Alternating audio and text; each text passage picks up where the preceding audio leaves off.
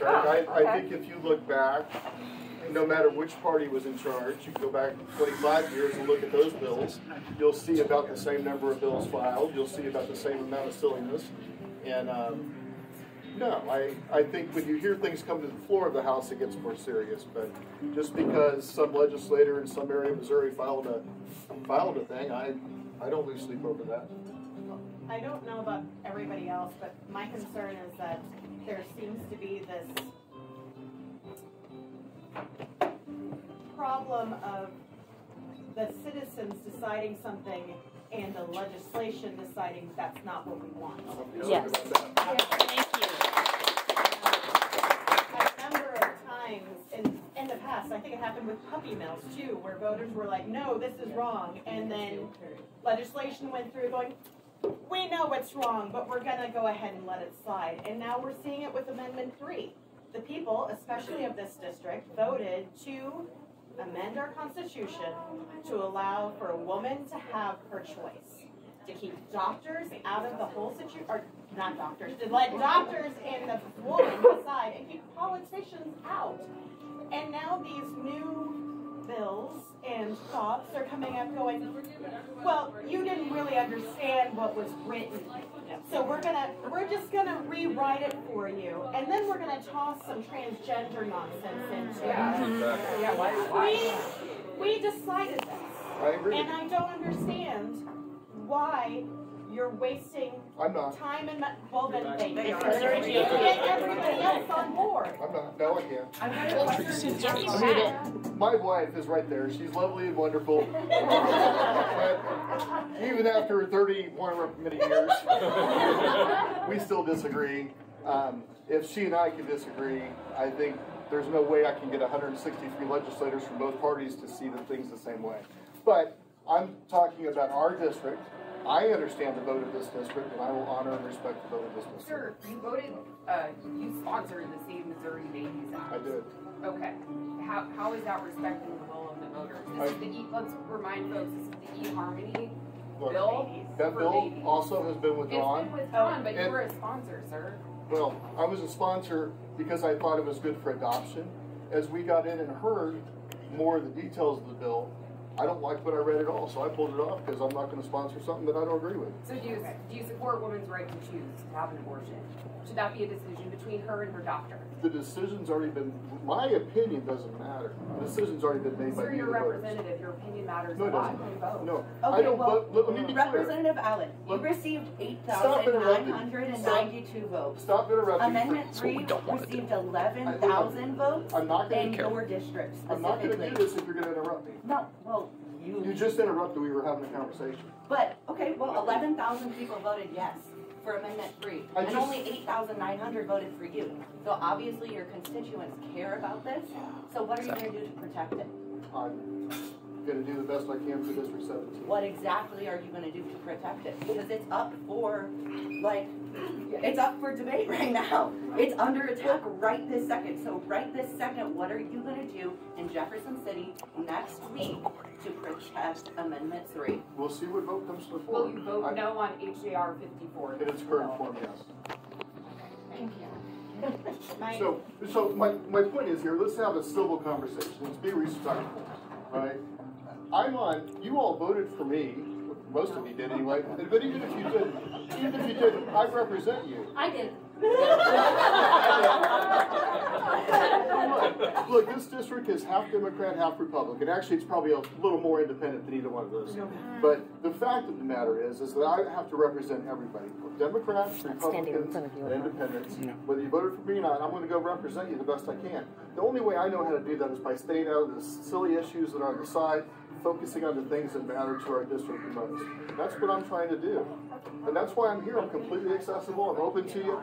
My address is publicly published. My house is down the street. I don't know how much more accessible I could be, but I've had people come by at 8 o'clock at night and say, hey, what about this bill? Like, I'm here for you, and I'm not trying. But remember this, please, no matter which side you're on, I think I know which side many of you might be on, but no matter which side, every vote I take, half the people in this district are pissed off. Every single vote. That's just a fact. I'm trying to do my best to stay in the middle for you all because that's where our district is, and I respect you. voted for me or you didn't vote for me, but I bet whether you like it or not. And I want to do right by each of you. I sincerely do. What bills do you support? Oh, yeah, I have a long list of bills that are out there now. What are your 3 priorities? Criminal justice reform is really important. Meaning? We have put far too many people in prison, in my opinion, especially in the 80s and 90s. We have people doing 30 and 40-year sentences now for drugs that wouldn't even be in prison right now. We have people spending their lives that can't walk, can't go to the mailbox. These are folks that can't harm another human and we have them locked up for the rest of their life. We need to do some things about this. So I filed a Department of Corrections oversight bill that requires an independent agency to overlook the Department of Corrections and make sure that those prisons are seen 24/7. It's the right thing for the families that are incarcerated. I also filed the IVF protection bill in Missouri. Filed that last year. I filed that again this year. It's very important for me to get through. And then I'd say the third thing is I just want to make sure that we do the right thing on tax policy.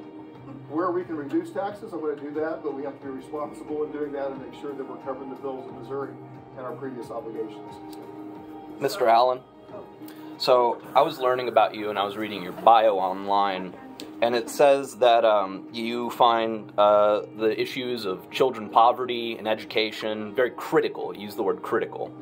I'm concerned right now because the Republican Party is doing a lot of things I disagree with, like dismantling the Department of Education and a lot of things that would undermine support for the disenfranchised, right?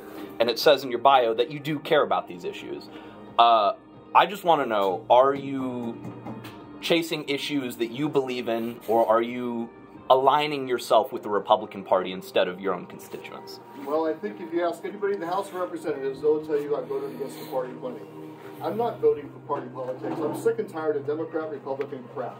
What I want to do is what matters to people, right here in this district, right here in this little 5-mile radius that we call... So then, to be clear, you would vote against any kind of legislation that would dismantle the Department of Education and I'm not in D.C. Well, sure, I understand that, but in the future, when you have the opportunity, I want to know that you are not... So I'm clear, you're saying there's a chance. Local issues are what's important to me. I'm not aligned with a party, I'm not aligned with a philosophy. I mean, I have an R by my name, I get that. That's mainly, my fiscal views are very conservative. My social views, less so, but doing what's right for you all, again, that's what I'm going to do.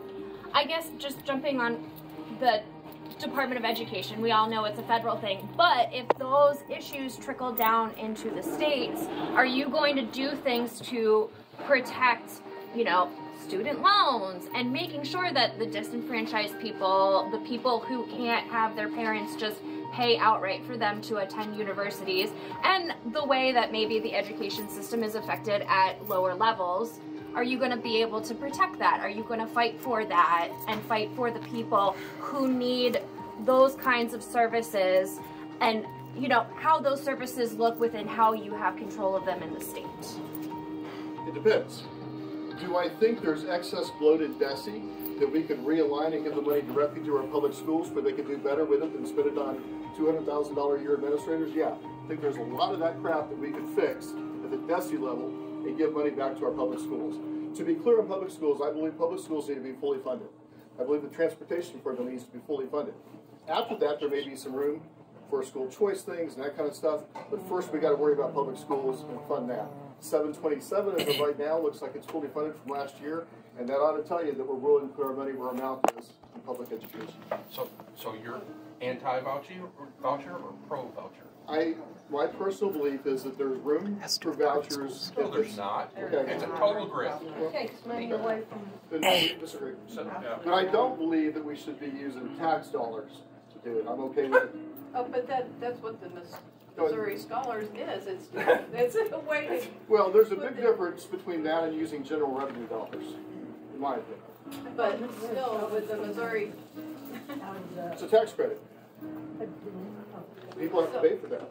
Okay, but with the Missouri Scholars, it's a tax credit, right? So those taxes don't go where they're supposed to go. They go to the voucher program.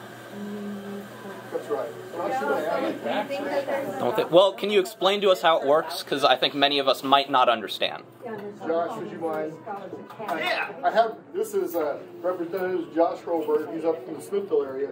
He is the legislative expert on all things public school policy, Vote Scholars, and everything else. Thanks, Josh, for coming today. Yes, thank you. So, when it comes to most scholars, how it is paid for is through a donation. It is not paid out. There is no line item in the budget for most scholars. The ESA program, to date, has always been paid for out of private donation. So, I don't know. Is this different from Missouri Scholars Academy? Correct, very different. Okay, Very, very different. I was Yep. talking about Yep. that. You were talking And the about- academy's a completely different thing. Okay.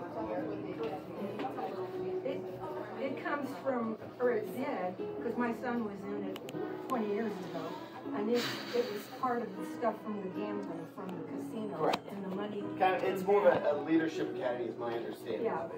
That And he kids ended can up spend being a a week national learning merit finalist, developing but he leadership went to skills. that when he was like So, in high school. Contribute to Missouri Scholars get a tax credit.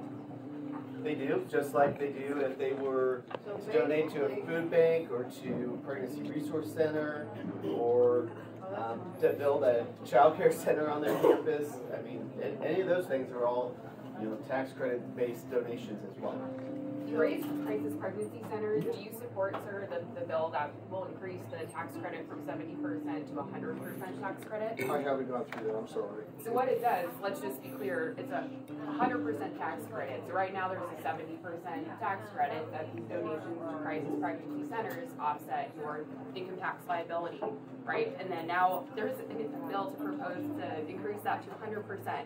So if I owe $10,000 to the state of Missouri for income taxes, instead I can send it to an unregulated crisis pregnancy center. It has no medical folks on staff, no nurse, no requirements to do so. So now that $10,000 goes to this unregulated, typically a pretty religious center with no oversight, no medical care, and does not go to the state. When we're dead last in starting teacher pay, 47th in average teacher pay, 35th in minimum wage. What are we doing? Why are we doing this? And to tack on to that, so if you think there's room in the budget for school choice, does that mean that you don't think? I don't think there's room in the budget for school choice. You said that there was room for school choice. Room for, not in the budget. But, okay, so if there's room for school choice, so you would rather use school choice than give teachers a pay increase? No. No? So instead of using dollars for school choice, we should be giving It's a teachers false pay choice. increases? It's not how it works. You can pick anything into two things and put them in there. It's not how it works. How? Why? How does money for school choice not? How does redirecting money for school vouchers to teacher pay increase? You know we don't set teacher pay, right? It's done at a district level. They don't. It's true. I mean, You guys set the budget of education. The funding comes from you. And at what level is that At from? the state level, and you're our state Funded representative. at the 100% level. 100%. The funding, you guys changed the formula. That is The only time we've changed the formula last year on 727 based on the input, this is from superintendents that were begging us for that change. This didn't come from us, it came from them. Okay, They're the so ones that you wanted to blame our I don't superintendents blame like them. North We Kansas gave City them what for they not wanted. having good pay for our teachers? You blame We superintendents for that? increased, right, we increased the statewide minimum pay to $40,000, 727. Of the state funds that we send to the districts, which roughly is about 35% of their budget, comes from the state. 75% of that is required to go straight to teacher salaries, to their teacher fund. And the rest, most of the school funding comes from the local property taxes. So why can't we increase what the money, so why can't we put the money that you guys want to put So- towards school choice, So let's talk towards about the giving budget more for this year funding for towards DESE. education? So DESE right now thinks to fully fund the formula, they're going to need an extra $500 million. So the Governor Kehoe's budget put in $200 million, which is the biggest year-over-year increase the funding formula's ever had.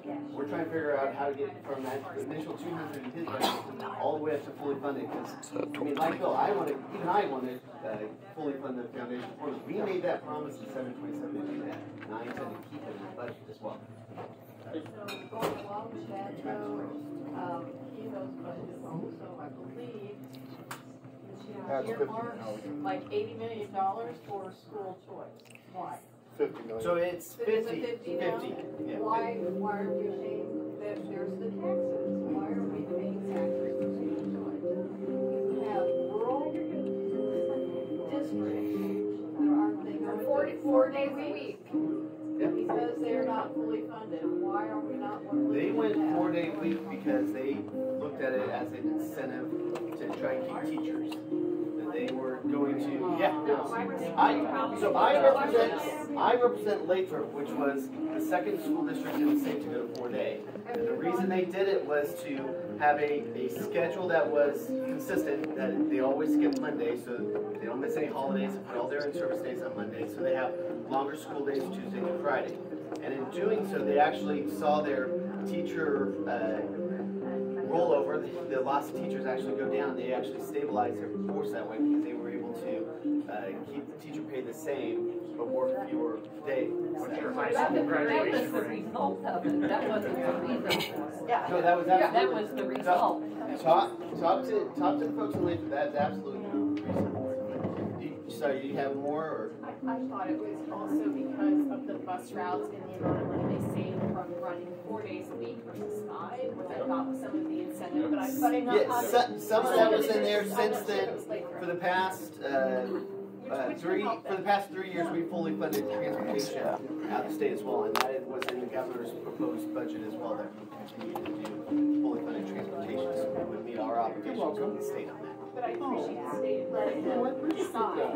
Like you say, one way, for something else that benefits their schools, and why would you want to rent buses 5 days a week, 5 days a week in a rural district? Then you have to have kids on the bus for 45 minutes, like I was when I lived outside in a rural area of St. Louis. Why do I have to be on there that long? Yeah, I've got 2 4-day school districts in Plattsburgh and Lathrop in my district, and I mean what I've heard from, as always, it took a minute to get used to it, but once people did, those patrons and those families are generally okay with it because it adds that consistent schedule. You're not having a random Friday off or a random Monday off. It's always Tuesday through Friday, and families got used to that schedule. So you're okay with a 4-day school week? I am. If that's what the local school district wants, I'm okay with it. What's your high school? What's your graduation rate? 4-day school week. So graduation Some of that's district stuff, so it's policy made by the schools, not regulators. Yeah. So parents, everything, all families are adjusted to it as well. Yeah, even the schools,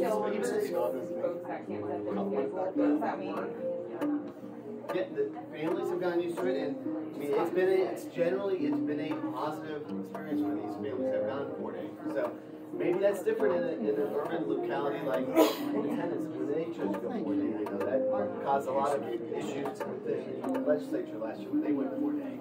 And now they're going to have a public vote on it, and people are going to decide, not the schools will decide here shortly. So is that in your district? Independence is not.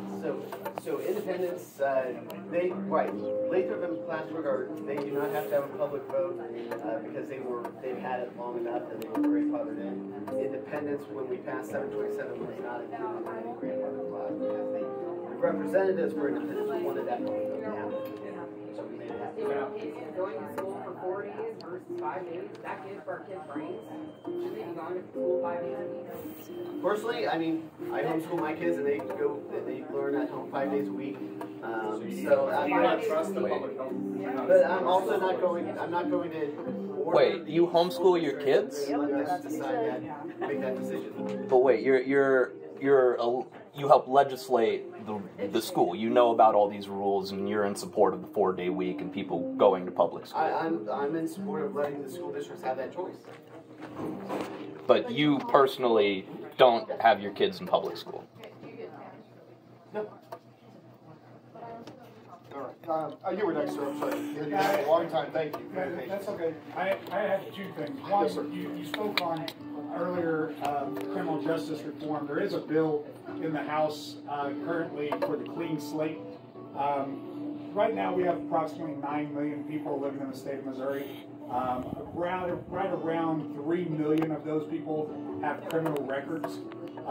And right around 518,000 of those people are potentially able to get an automatic disposal of their record by the state.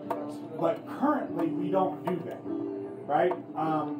And that's affecting people being able to get jobs, people being able to get housing, people being able to start families, because of those other issues. My point is that would you vote yes on that, number one, and then number two, would you co-sponsor it? Yes, I'll vote. Okay. And then going back to the school thing, I live in Kearney. So I'm up your way. Yep. But my thing is that I grew up in Independence, right? And so I graduated from Truman High School.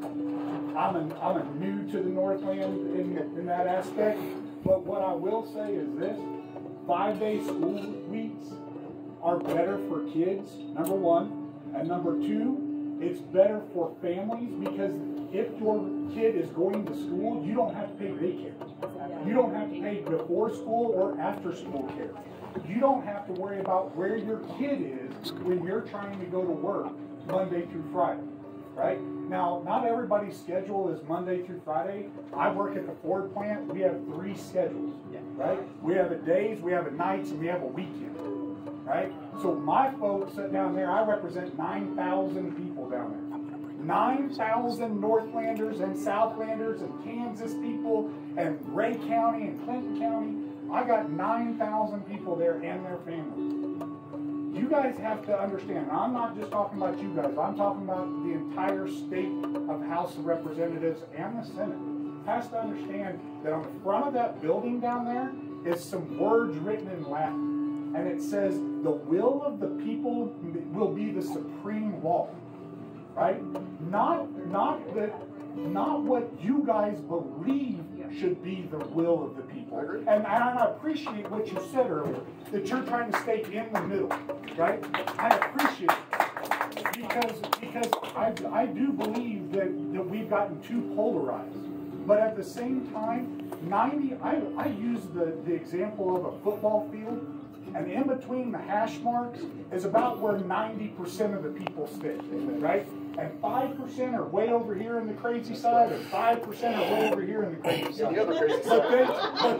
But they cause 90% of the problem for everybody in the middle, right?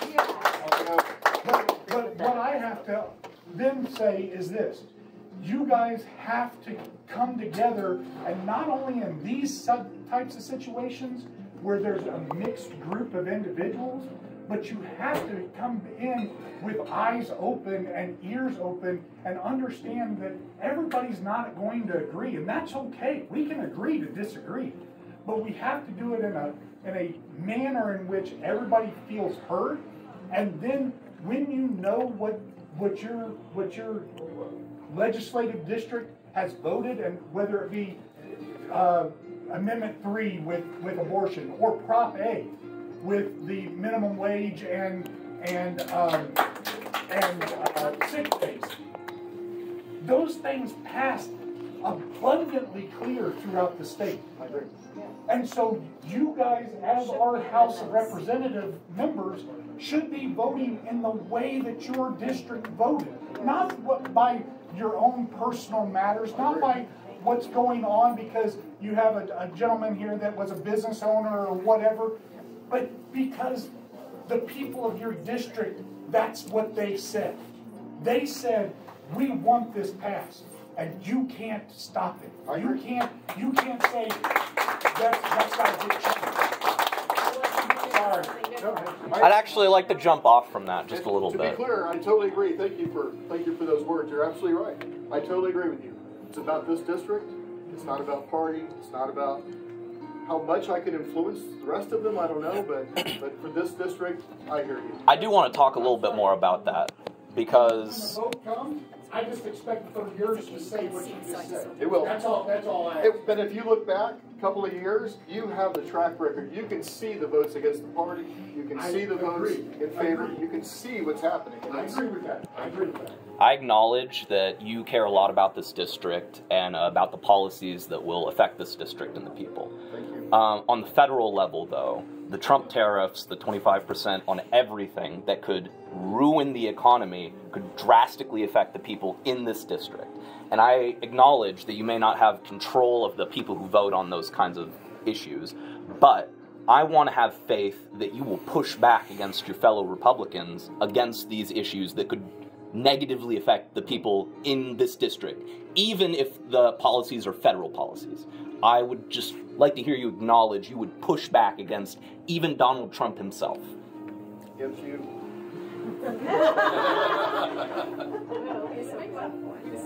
Sorry, it's not Trump. That's fine. I just want to know that you'll push back against policies you disagree with. Short answer is yes. A little bit more reinforcement on that if you talk to Congressman Sam Graves. He'll tell you who hears from me more than enough. Good.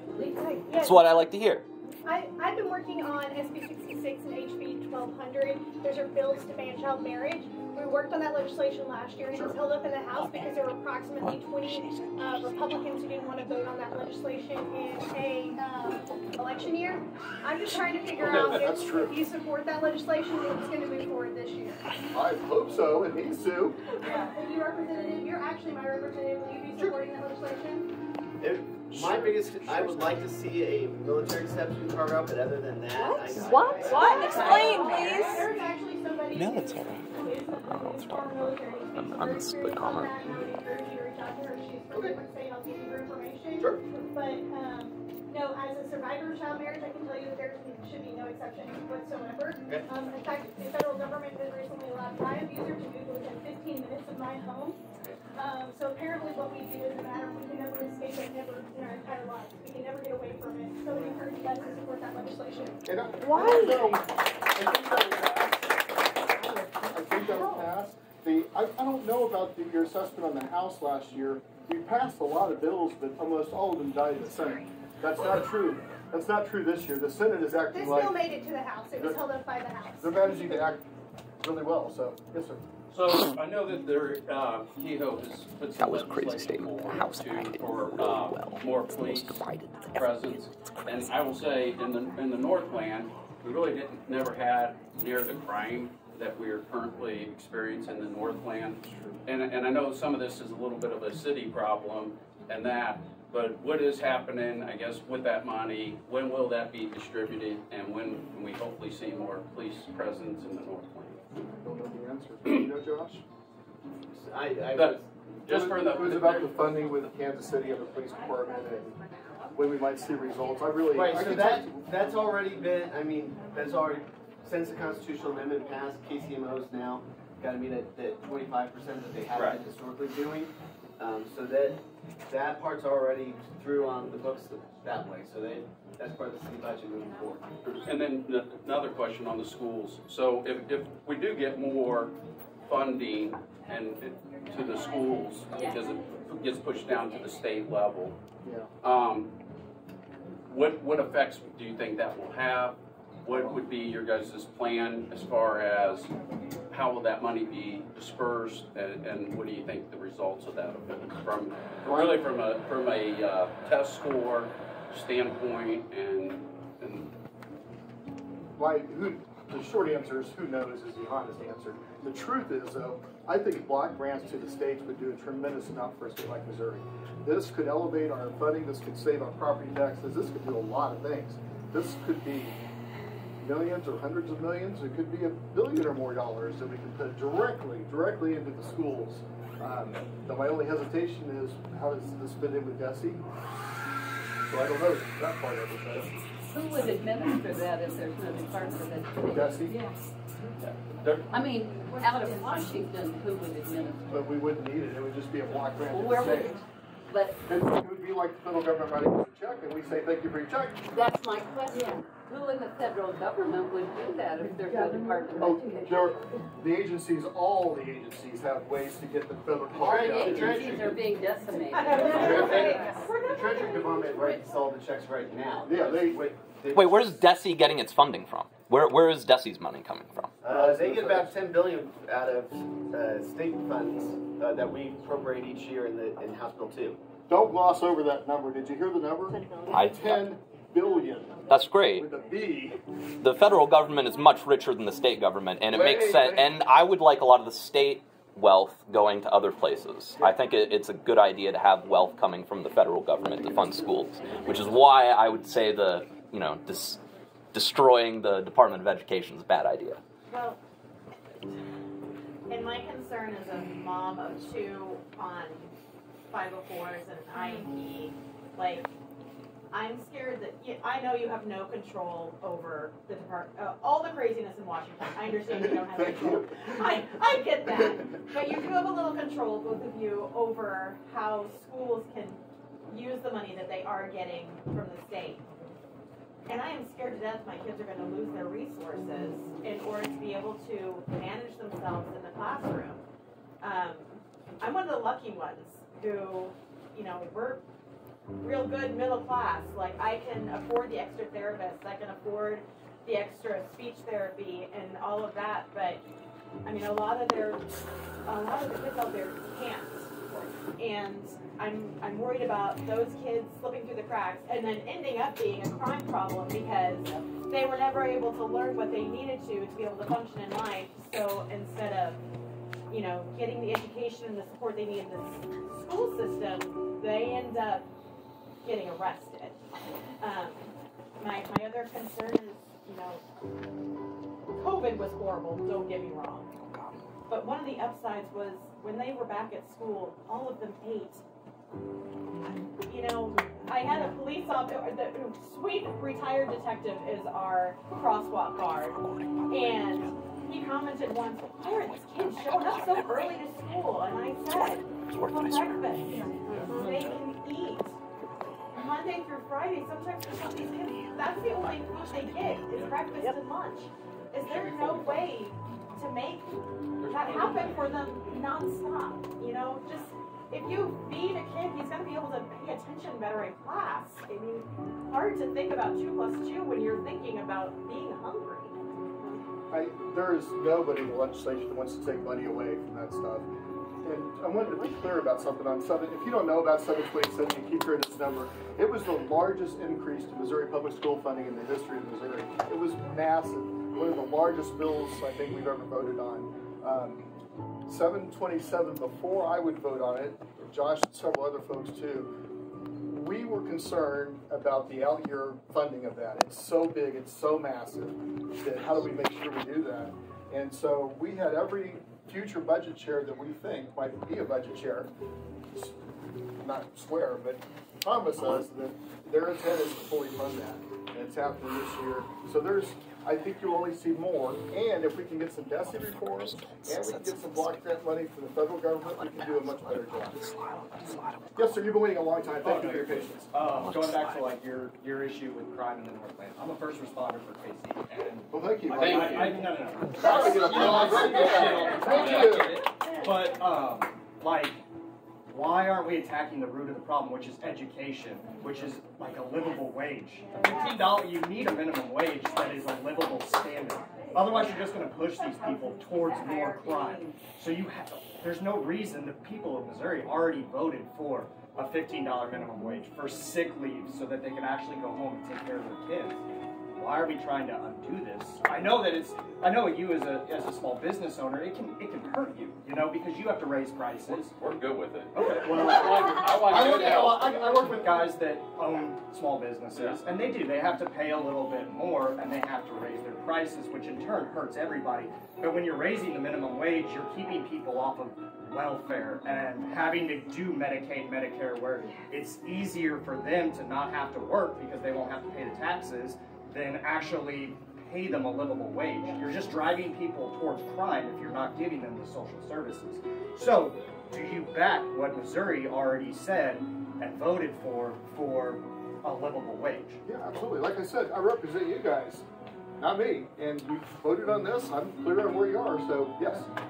I think a lot of businesses, like, you can't even pay minimum wage because no one's gonna come to work for you for minimum wage. Like not the federal minimum wage. It just doesn't happen because they look at it and go, I can go to McDonald's and make $15 an hour. So like our lowest level employees are probably already at $15 an hour, and that's entry level, and most are much higher paid jobs. Do you offer them insurance, which I mean, shit benefits is 35% in terms of policy. So yeah, Personally, I think minimum wage should be state by state. We're running people Maybe all a the bad idea time to that increase just it can't to afford to 15 pay that federally, but they can't afford to there's pay that reasonable bill, minds so they're can dying at home. You know, and it's going into that. yeah, it's Medicare, Medicaid cuts only hurt citizens. They don't hurt billionaires. They hurt us. Ma'am, go ahead. I know that this is not directly you, but I'm very concerned about the suit that our state AG is part of, attacking 504 as unconstitutional. That is something that's deeply concerning as a parent. I don't want to talk too much about my kids' needs, but that's concerning to me as a parent and also as a concerned citizen for other people, you know, the people who have disabilities who rely on that. Like, it seems incredibly callous and incredibly heartless, honestly, to be trying to declare that unconstitutional. Do you have any sway with our AG where you could let him know that that is something we are deeply concerned about and do not want to have happen? I will be happy to tell him about this. Thank you. Thank you. On Monday. I call his office, but Okay. I'll swing by Monday and talk to him. thank you. He's very that's a approachable. deep No concern. problem at all. Yes, sir. Okay, yeah, I'm sorry. Yes, I promise you. I wanted to promise. talk a lot. I wanted to talk again about all these things are so interconnected. House Bill 594, the capital gains tax break, where we're able to just completely reduce income tax. And with District 17 immediate incoming 80,000 roughly, and the rise in inflation severely outpacing the growth of salaries, that does not, in my opinion, represent this district. It doesn't help people, regular people, working wages. My portfolio is not going to benefit from being able to write off my capital gains because I honestly never want to. I mean, it's just not really good. It's not the life I was born into. It's not the life of a lot of people. And this seems like a direct contradiction when we're talking about leaving taxes in the hands of the ultra wealthy. That has to come from something. And it's going to come from cutting public school budget. It's going to come from cutting funding services that everyday citizens need to rely on in order to function in their community. 594, which you voiced your support for, seems directly contradictory. Maybe. My view on it was a little bit different than your perspective. So before I voted on that, I did some research. 57% of District 17 is invested in mutual funds, money markets, on the market somewhere. So the majority of the constituents, it does impact. That's how I looked at it. And I thought that to go to zero means that even, especially smaller portfolios that can't afford to absorb the taxes, would be covered more and people could retire more comfortably. That's how I looked at it, but I see your point too. It's got to come from somewhere. Yeah, I'm down in that bottom. I get you, but I appreciate the perspective, and I'll say this to everybody though: if the vote's coming up and you feel about it however you feel, please just call me, text me, swing by my house. Don't throw anything at me, but but I would be happy to talk to you about it. And if we're on the front end of it, it really, your voice will influence my vote because I care about this. And nobody can afford eggs to egg me. Toilet paper, man. At least we have toilet paper now. All right, who else? Yes, sir. I just got one question. First of all, I appreciate you doing the town hall. Thank you. Secondly, I've never been to one of these. This is my first time, so that's kind of how upset I am as a voter. Would you say that, like, have you seen an increase in the amount of the turnout for these things, or is it, you know, Or just calls regular? and emails? That's an interesting question. You know, for some reason, the only time I get a lot of calls and email was on a vote that we were doing on anti-Semitism. And that one generated hundreds and hundreds. But I will tell you, and I'm being very serious about this, I mean, we're all together, we're in the same district here, right? Most of us anyway, pretty close. I rarely hear from a constituent before a big vote. Rarely. Now I'll hear from them after the vote. My point, what I'm trying to encourage you all to do is let me hear from you before the vote. And if several of you have the same concern, that matters to me. I mean, I'm not just saying this isn't like some sleazy politician. I give a damn. I really do care about you. So. Yes. I work in healthcare, so God bless you for that. Thank you. And so I'm a dietitian, diabetic educator. I'll tell you what I do. So you So know I need help, you're saying? I got you. My point is that, like, you know, I see people who don't have a very low income. I see people who have plenty of food. I see all of that, but I see people on Medicaid. I see people, of course, on Medicare who, you know, are elderly. But cuts to all that thing in Social Security in our federal level, which I know you don't have control. But that is huge to people because they don't seek health care, which I know you probably already know. If you don't have insurance, again, like somebody else said, the whole thing in the federal level just stresses me out if I think very long about it, because all my constituents are like, they're federal workers that just lost, they may lose their job, or I got to get in to see you, I get a message, can you squeeze somebody in? Because they're going to lose, you know, their health care within 30 days. I mean, this country is so messed up, and it's just so, this is the first time I've ever come to any of these. I very much appreciate it. But please think about our people who are poor or low income, who are the working public, you know, who they decide that the spouse doesn't make enough money for health, to pay health insurance and child care, which is $2,000 or more a month for 2 young kids. Go figure that how much they pay in taxes, minus what little we give them a tax discount for child care. Young couples can't afford it. They can't afford to work unless they make big incomes, because it all goes to child care and health care, and that's why some people are on Medicaid, because they get a partial payment. That is just so messed up in our country right now on the federal level. I appreciate your support in any of that. I will tell you, you know, for Missouri, I know it's not much, but it's what I could do. In Missouri, we continue to vote for things that really do things to increase health care.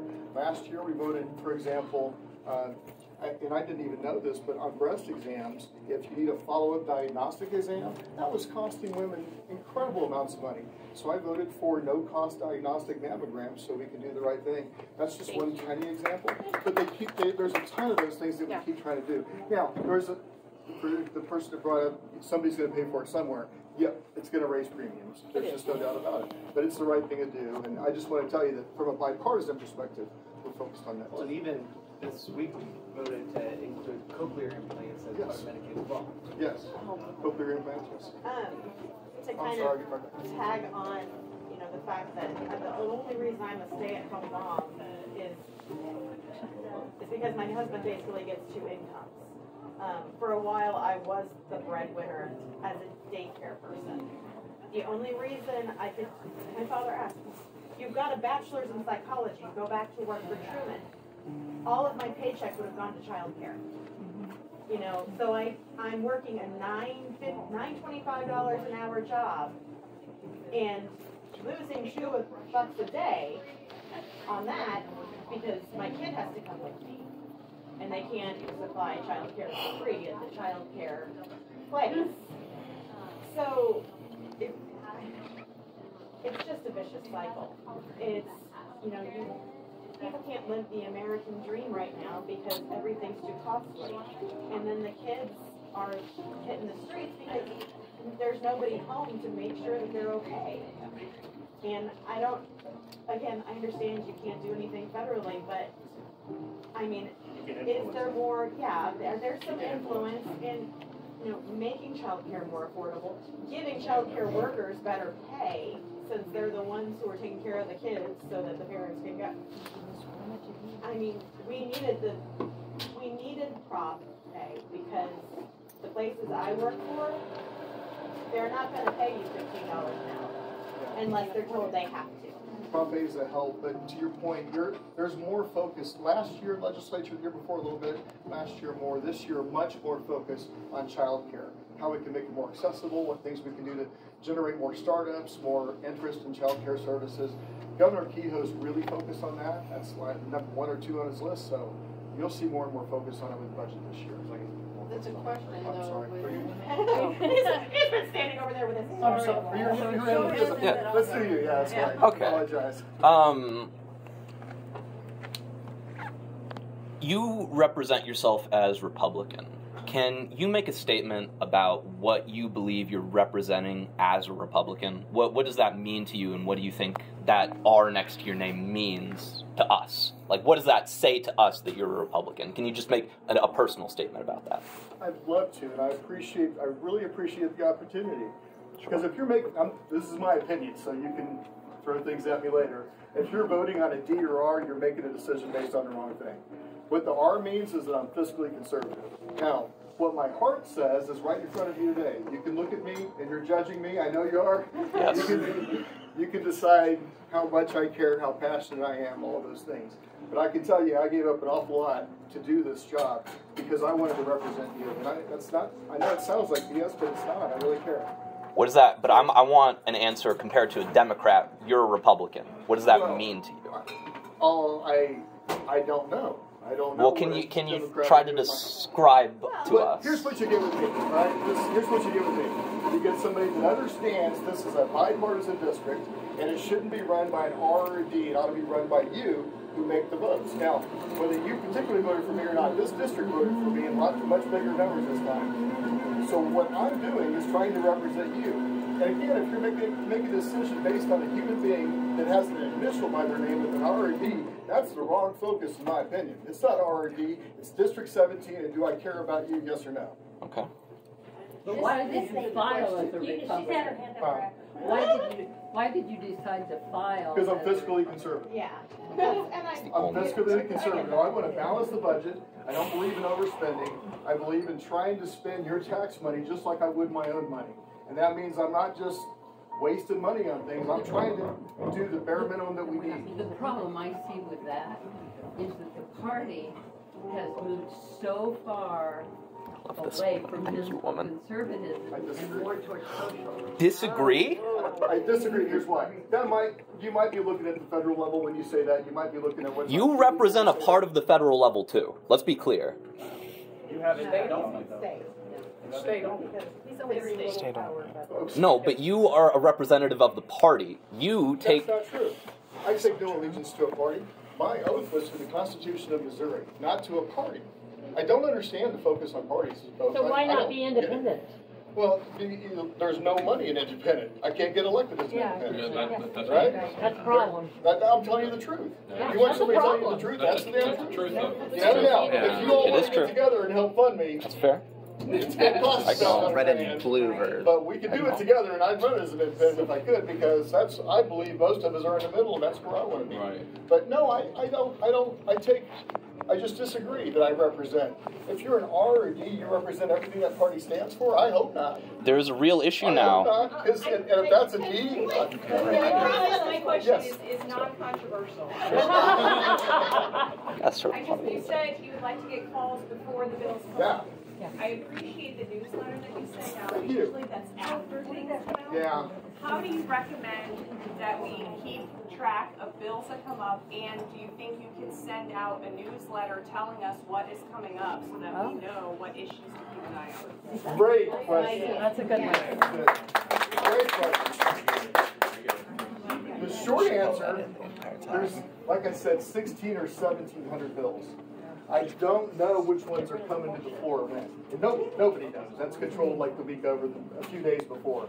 That's all very intentional. It's part of the strategy of politics. It's just how it works. It's no different at the federal level.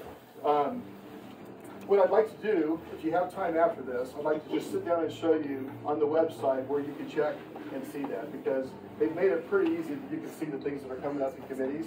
I think I'm not the only one. Yeah. I'm just kind of giving a general disclaimer. Well, tell us where to go on the website. Or in your newsletter, tell us. You know, I'll put that in the newsletter. Why don't I do that? Perfect idea. Why don't I put exactly how to get there, or what to look at. But then, it's serious, if you have questions, please, this isn't like, you know, call me someday. No, I'm saying really, if you have a question on what we send you or on the bills or anything, call my office. I have a full-time legislative assistant, paid for by you, thank you, that does nothing all day but answer your questions and your problems. And before we go any further, I want to say this too. Most of all this political thing, yeah, it's an important part, I guess. What's more important to me is constituent services, though. If anybody is hurting your head in any kind of way, DMV, your passport is late, you've got tax issues, anything related to government, I'm asking you, I'm begging you, please call my office and let me help you. We can call the department head directly. We have liaisons that are involved at every level. And our job is to support and help you. I mean, that's the primary thing I want to do, not these silliness. So please call. Yes, sir. I do have a question, going back to the Mo Babies thing. And you said that, and I'm not trying to make this too controversial, but I looked at your bio, it says you're Catholic, raised Catholic as well. Are you sponsoring or supporting the Mo Babies Act because of your religious predisposition instead of on your constituents, which overwhelmingly voted to have abortion back on the ballot? Would that be the same reason I filed IVF? Oh, yeah. Did you file IVF? Yes, it's my bill. Okay. So what about the abortion? Does that answer your question, though? It does not. Well, it should. Because do you know how much hate I got from the Catholic Church? My church that I love and that I go to every week. Yeah. So, no, my religion, I told you at the very beginning of this, my views don't matter, and not one bit. Your views matter. I represent you. I don't represent my faith or my anything. It's not about our neighborhood. This is about all of us in this room. Not me. Yes, sir. Just to piggyback on the same thing, we're not the first. This isn't the first time that this has been tried. It's essentially done in Florida, I believe in Oklahoma, Georgia as well. I believe it's 32 million yearly is the budget for the Save Mo Babies Act. And all of the other states essentially discontinued it because the results just weren't there. It was maybe linking a handful of adoptions.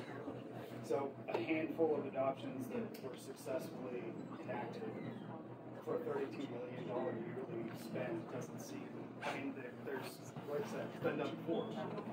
Can we just look at it and say, look, they tried this, it didn't work. Why would it work here now? Well, that particular bill, I think, is an entirely different form now. I haven't seen the new form. It just came in this beginning of the week, so let's see what this new one says. But if it's as crappy as the last one, it ain't gonna happen. Well, at least with me. Yes. Can you guarantee that HIPAA will be consistent? Like, my private health information will remain private. Can I guarantee that? Yes. I don't even know how it's maintained. I have no idea. Most of it's federal, isn't it? Well, that is true, but I can guarantee I think you. it's mostly just my social security number. I can guarantee you I won't release a thing about you. Well, with the first draft of Missouri Babies, it was, we're going to start tracking who's pregnant. It was well, it was a voluntary registry. It's voluntary now. And my other concern is with, HR 33. I mean, these bills are basically saying, if you're pregnant, that's our business. And if I'm pregnant, that's my private health information. I agree. Okay, so that's why I'm asking, if there is any bill that is going to make private health information unprivate, can you say no? I think so. Will you promise not to track pregnant women in the state of Missouri? I only hedge my bet because I'm going to be honest. I can't imagine voting against that. I can't.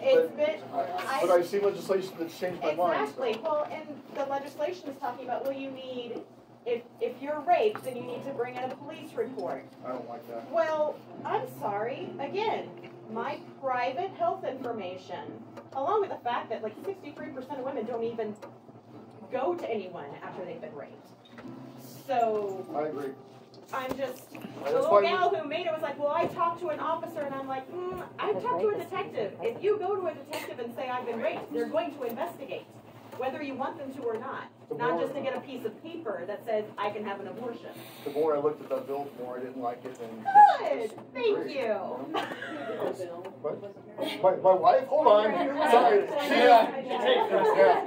I don't know about federal government, but I'm telling you what, I work for her. Yes, ma'am. How can I help you? There are people in this room that are not getting a newsletter and would like it. You want them to do what? Put our email down. If you would just put your email down on that paper, I will make sure to add you on a list. And we do, and you're right, it's a little bit retrospective because I generally talk about what we did this week. Do you have a website? But we can, you just go to mo.house.gov. Okay. I'm sorry, house.mo.gov. Sorry, house.mo.gov. And all the stuff's right there. You'll see. You can look me up, and you can see the bills and all this stuff. But what else, ma'am? Anything? That's it. Are you sure?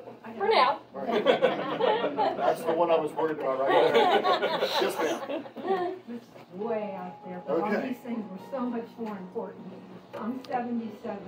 I carried a petition to help get the Missouri Conservation Department to be its own entity, and that's the reason why we have the best conservation department in the United States, and I've been to the United States.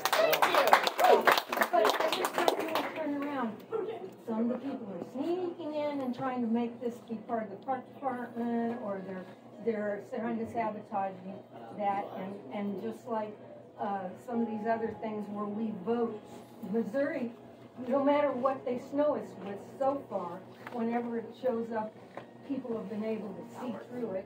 We've got the conservation magazine and stuff. But if they try and sneak some more stuff in like that, would you vote? Do you recognize that and not let all the double speak language they stick in these things that we I'll try. Okay. Look, I want to be clear on the budget, though, just real quick. Just as adults, real quick for a moment. I'm not blowing anybody's mind when I tell you we've been living off government money. I spent 26 years in the Navy. I know about drunken sailors. And I'm telling you, we've been spending like a drunken sailor. My wife can confirm this. But that money comes off of something totally different. It does, but let me get into this. So this year, we see revenues relatively stable, maybe dipping a little bit. This year, we're going to have to, for the first time in 5 years, be real adults and start looking at programs and just invest wisely. That's all I'm saying for this year. Next year, things are probably going to be a little bit tighter. We'll see how the economy goes. We'll see how things go. Maybe it'll grow. I don't know. No. But if the economy doesn't grow, in Missouri I'm talking about, because Missouri economy doesn't grow, then we're going to have to make some tougher decisions. So one of the criticisms on 727 last year was that there's no guarantee of funding. But the truth of the matter is there's no guarantee of any funding anywhere in the entire Missouri Constitution or the entire way we do budgeting process. There's no guarantee. Well, especially now, right? There's no guarantee of any funding. Well, even at the federal level, I suppose it's true, right? Yeah. So it's a little concerning. So I mean that's not earth-shattering news, but it is to say that your politicians, me and everybody else who represents you, is going to have to make some tough decisions at some point. The one thing I've learned so far is we can cut taxes, but nobody notices that very much. But raising taxes would be the end of the world, as I know it. And cutting any program is difficult for anybody if your particular program is cut. But at some point, real decisions are going to have to be made, or the projections are right. Missouri economy grows, Kehoe's right all along, and if the economy grows, as some of those projections are, fantastic. We'll be spending money, and I will lead the Drunken Sailor Brigade on spending money. But for all of those that are younger and don't know about the conservation department, that money does not come from taxes and stuff. It's its own separate entity that the money comes from. Right, Josh? We don't use Missouri dollars on conservation. No, it comes off of something to do with It's a small little tax. I think it's a tax, separate. Cans or something like that. I'll look into that. I need to learn more about that, so I appreciate that. But they tried to, they've tried to. You're right about Missouri Conservation. You're also right in that they have no boss at all, including no oversight. Not one bit. I believe they have a commission that they snuck in there, but I may be wrong. The commission's on the other side of this. Yeah, I understand that where the money comes from is always a mystery, and that It's 1:05. I guess my concern is that yes, people will speak out if they get a tax hike, but if it's the 1% getting the tax hike, and it saves social programs for the rest of us, can you try to make that happen? Like,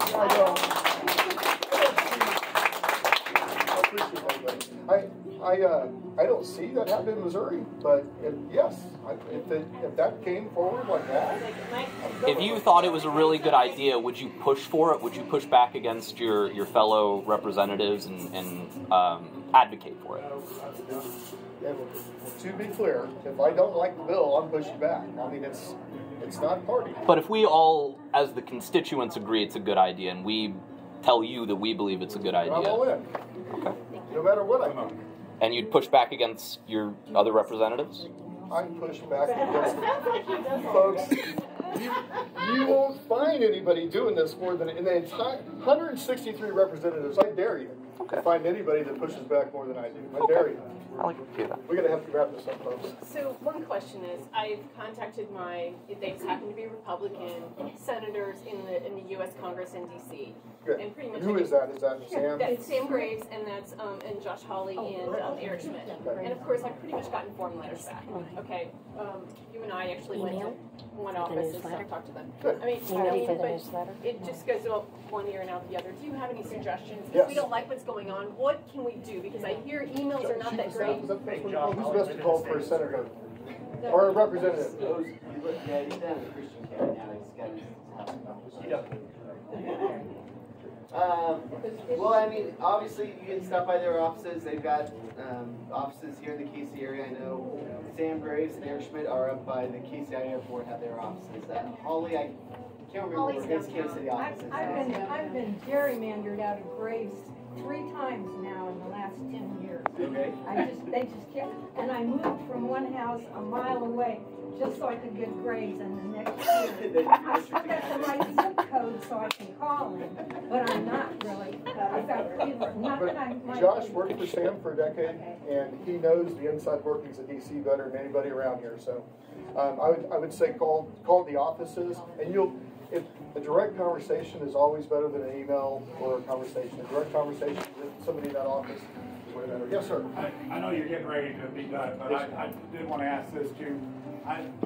My son went to college. He went to the University of Missouri. He graduated, and doing nothing with that degree. Oh, dang it! Yeah. Not living in your basement, is it? Lucky me. But yeah, because he can't afford a house, so he's working as a waiter downtown, right? But my point to this is, college isn't a one-size-fits-all. No. Because education isn't a one-size-fits-all, right? Now, the premise behind what my ask is that can we start to see something in the House and in the Senate at the state level to give money to kids as scholarships, as tax or as student loans when it comes to becoming a mechanic, going into skilled trades.